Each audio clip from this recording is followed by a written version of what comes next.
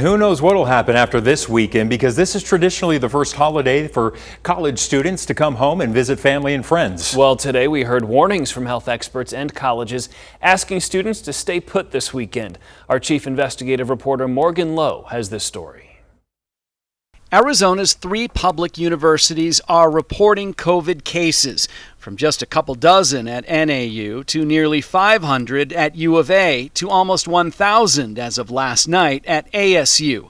Today, NAU sent this email to students, asking them to stay on campus or remain in-state if they do not have to travel.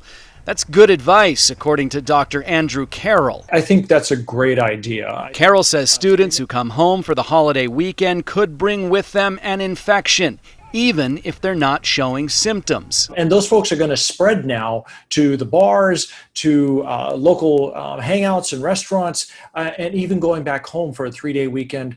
This could really precipitate a big outbreak. While Arizona's universities are testing students, they're not catching all of the COVID infections. That means even a family barbecue with a son or daughter who's home for the weekend is something families need to really think about. Look at Dwayne Johnson, The Rock. He had some really close family friends over, and his whole family got COVID. School administrators also worry about students bringing infections back to campus after the holiday weekend.